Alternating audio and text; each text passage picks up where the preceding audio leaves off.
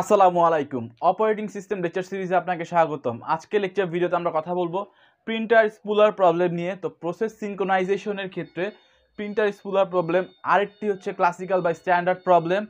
তো প্রিন্টার হচ্ছে একটি পেরিফেরাল ডিভাইস। তো পেরিফেরাল ডিভাইস বলার কারণ হচ্ছে প্রিন্টার কেবলের দ্বারা একটি নেটওয়ার্ক বা একটি সিপিইউর সাথে কানেক্টেড হতে পারে। তো এখানে হচ্ছে কেবলের দ্বারা কানেক্টেড হবে, ফার্স্ট পয়েন্ট।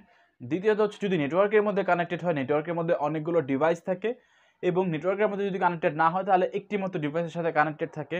তো এই প্রবলেমের ক্ষেত্রে আমরা চিন্তা করব যে কেস টুতে হচ্ছে নেটওয়ার্কের সাথেই কানেক্টেড, অর্থাৎ অনেকগুলো ডিভাইস রয়েছে এবং অনেকগুলো ডিভাইস থেকে ডিভাইসে বা ইউজারের ইচ্ছা মতো সে প্রিন্টারটি ইউজ করে প্রিন্ট করতে পারে।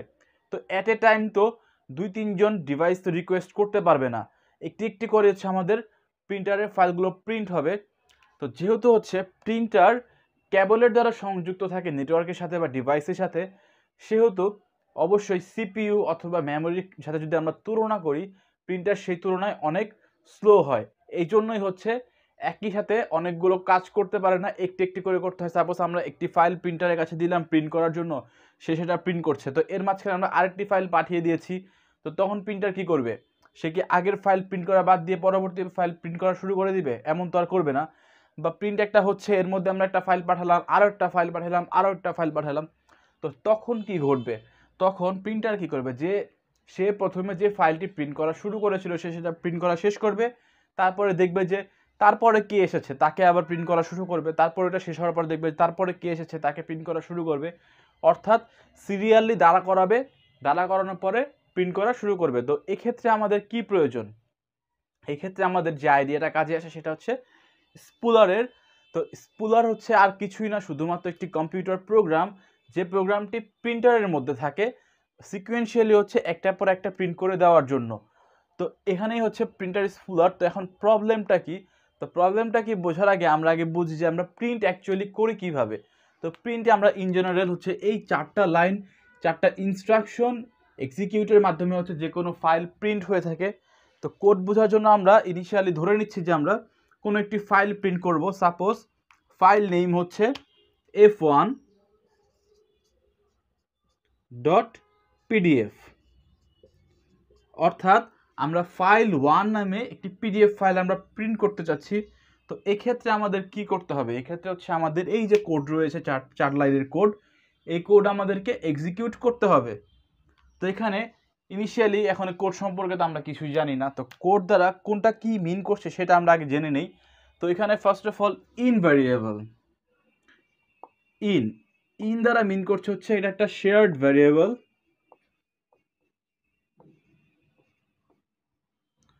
অর্থাৎ আমরা পরবর্তীতে যদি কোনো কোঅপারেটিভ প্রসেস পাই, যদি এমন কোনো প্রসেস পাই যে একটি প্রসেস আরেকটি প্রসেসের উপর ডিপেন্ডেন্ট বা কোনো ঝামেলা করছে, লাস্ট লেকচার ভিডিওতে আমরা যেরকম দেখেছিলাম, সেরকম কোনো প্রসেস পেলে এই ইন ভ্যারিয়েবল তারা শেয়ার করবে। তো ইন ভ্যারিয়েবল ইন্ডিকেট করছে হচ্ছে নেক্সট এমটি স্লট।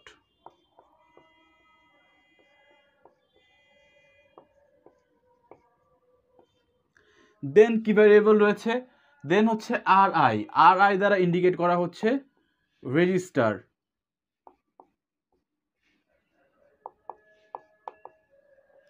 এখানে আবার এম রয়ে গিয়েছে, তো এম দ্বারা ইন্ডিকেট করা হচ্ছে মেমোরি লোকেশন।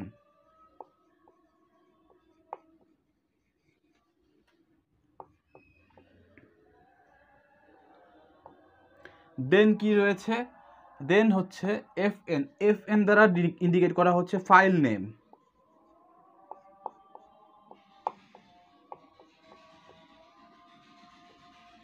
দেন রয়েছে এসডি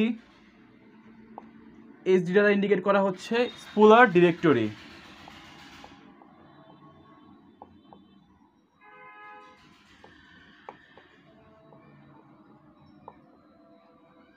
দেন কি রয়েছে? দেন রয়েছে হচ্ছে আর কিছুই না, এই করেই হচ্ছে আমাদের ভ্যারিয়েবল রয়েছে। তো এখানে যদি আমরা এই ফাইলটা যদি কিভাবে হচ্ছে আমাদের স্পুলারে যায় এটুকু যদি আমরা বুঝতে পারি, তো কোড সম্পূর্ণ বুঝে যাব। এখানে যে যে ভ্যারিয়েবল সম্পর্কে লিখেছি সব সম্পর্কে আমরা ইজিলি বুঝে যাব। তো ইনিশিয়ালি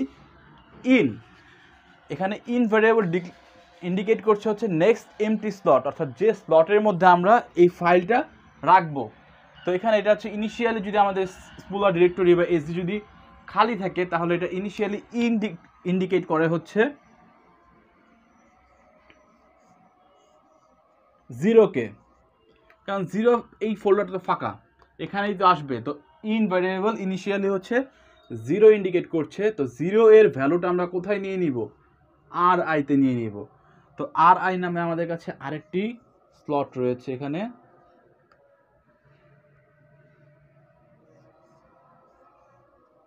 তো এখানে আমরা নিয়ে নিলাম। তো ইন যেহেতু আমাদের 0, তো আর আইও এখানে 0ই ইন্ডিকেট করছে।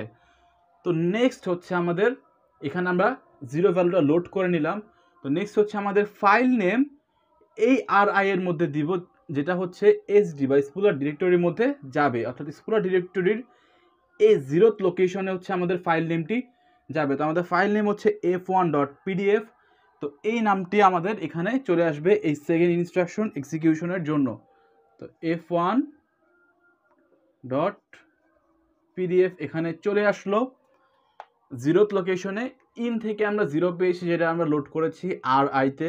তো আর আই এর ভ্যালু হয়ে গিয়েছে 0।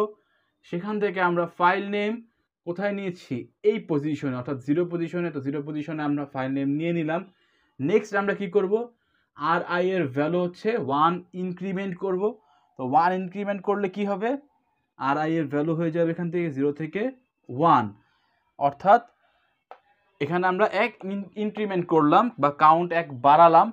নেক্সট আমরা কি করছি? এই যে 1 ভ্যালু আমরা হচ্ছে ইনক্রিমেন্ট করলাম, 0 থেকে যে 1 আমরা করলাম, এই 1 ভ্যালুটা আমরা আবার মেমোরি লোকেশনের মধ্যে নিয়ে নিলাম।